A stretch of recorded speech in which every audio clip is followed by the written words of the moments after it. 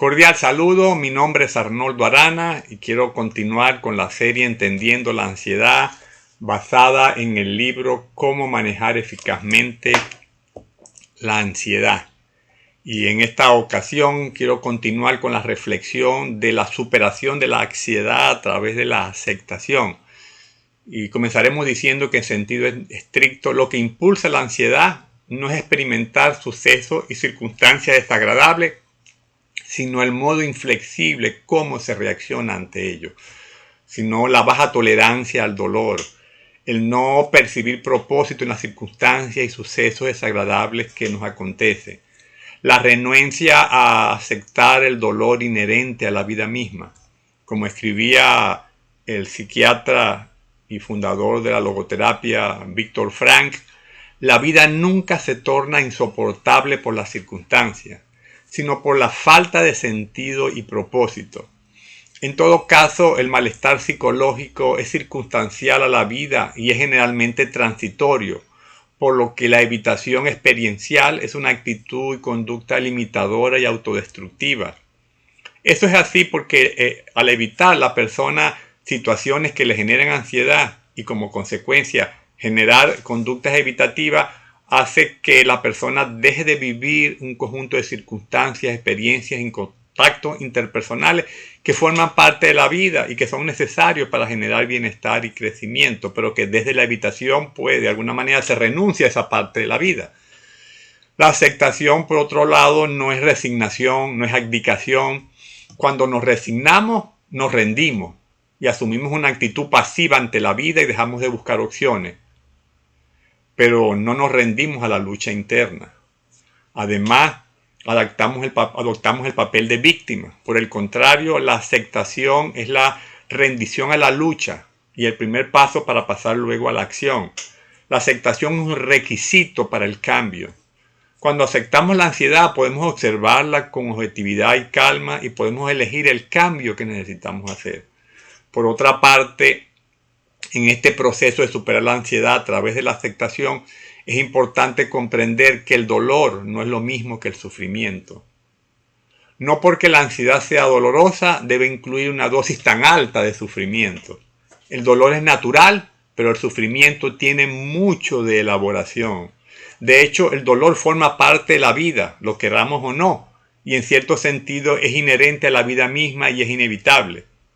El dolor es genuino, es natural, es auténtico, legítimo y necesario para vivir, sobrevivir, seguir aprendiendo. Ahora el sufrimiento, en cambio, es una elección, inclusive a veces es una posición de vida. Al respecto dijo un autor, el dolor es inevitable, el sufrimiento es opcional. Al aceptar la ansiedad, vivimos el dolor tal y como es, con sus síntomas asociados. Pero eso es diferente a sufrir. Más aún, el sufrimiento tiene su génesis en el proceso de evitar o querer quitar el dolor. En este caso, de querer o quitar la ansiedad.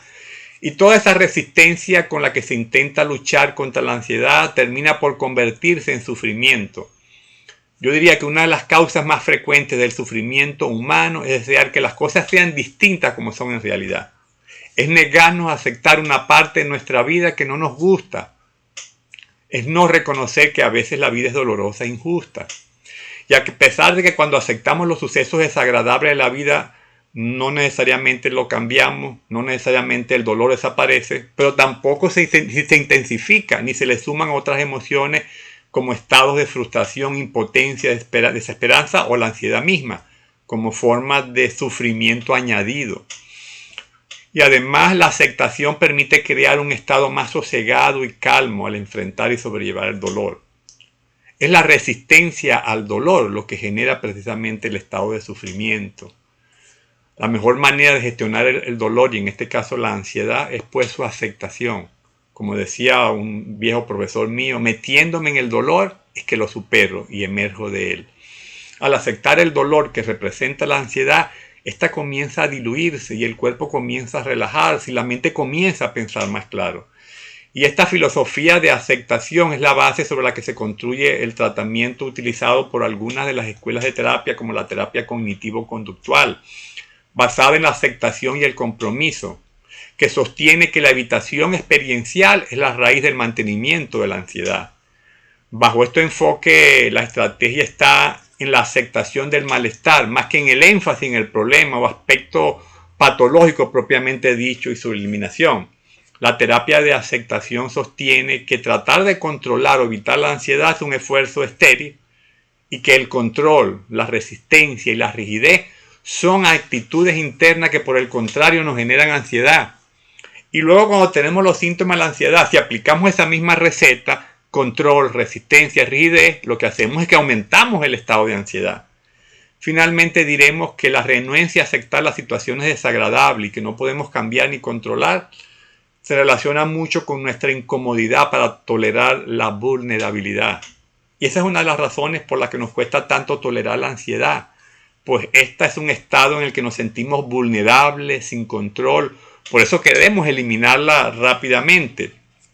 Esa es también una de las razones por las que nos desconectamos de las emociones desagradables, porque nos hacen sentir vulnerables y a muchos no nos gusta esa vivencia, sobre todo si concebimos la vulnerabilidad como una debilidad o incapacidad, con la sensación de sentirnos protegidos o percibir que podemos recibir un daño.